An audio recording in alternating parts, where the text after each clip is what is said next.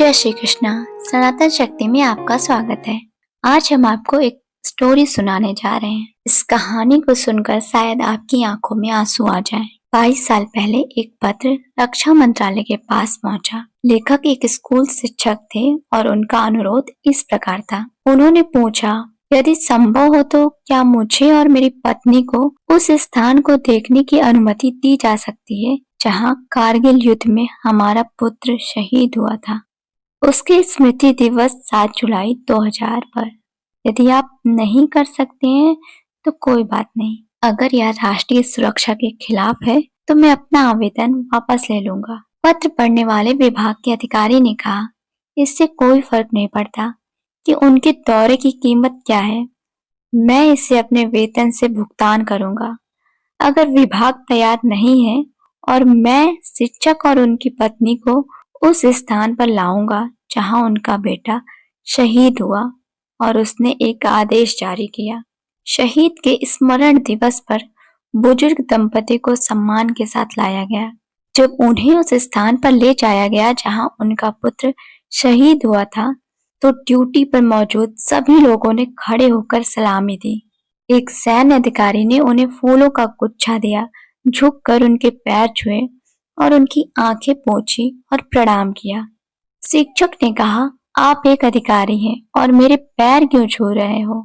ठीक है सर, अधिकारी ने कहा, मैं यहाँ अकेला हूँ जो आपके बेटे के साथ था और यहाँ अकेला था जिसने आपके बेटे की वीरता को मैदान पर देखा था।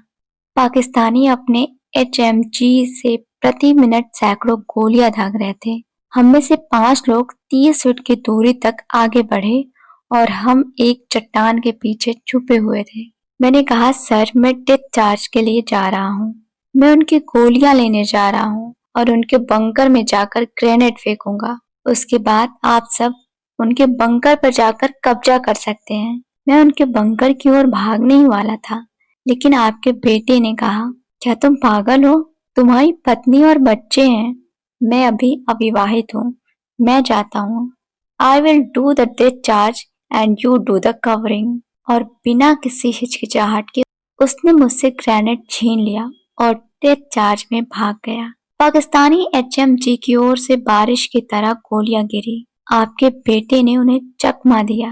पाकिस्तानी बंकर के पास पहुंचा, ग्रेनेड से पिन निकाला और ठीक बंकर में फेंक दिया, जिससे 13 पाकिस्तानियों को मौत के घाट उतार दिया गया।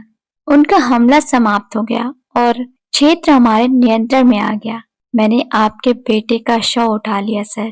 उससे 42 गोलियां लगी थी।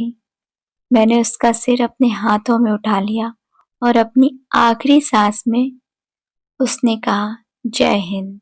हालांकि मुझे इन फूलों को उनके चरणों में रखने का सौभाग्य कभी नहीं मिला, लेकिन मुझे उन्हें आपके चरणों में रखने का सौभाग्य मिला है श्रीमान। तब उन शिक्षक ने कहा, मैंने अपने बेटे को देने के लिए एक शर्ट खरीदी थी कि जब वह छुट्टी पर आएगा तब दूंगा, लेकिन वह कभी घर नहीं आया और वह कभी नहीं आएगा। सो मैं उसे वहीं रखने को ले आया जहां वह शहीद हुआ। आप इसे क्यों नहीं लेते और उसके लिए पहन लेते बेटा? शिक्षक की पत्नी, शहीद की माँ, अपने पल्लू के कोने में अपने आंसू पोंछ रही थी। कारगिल के उस नायक का नाम कैप्टन विक्रम बत्रा था। कैप्टन विक्रम बत्रा हिमाचल प्रदेश के निवासी थे। उनके पिता गिरधारी लाल बत्रा और माता कमल कांता है। ये एक शहीद के जीवन का अंश मात्र है। ऐसी ढेरों कहानियां हैं जिन्हें सुनना बाकी है। आज के लिए इतना ही। जय श्री कृष्ण।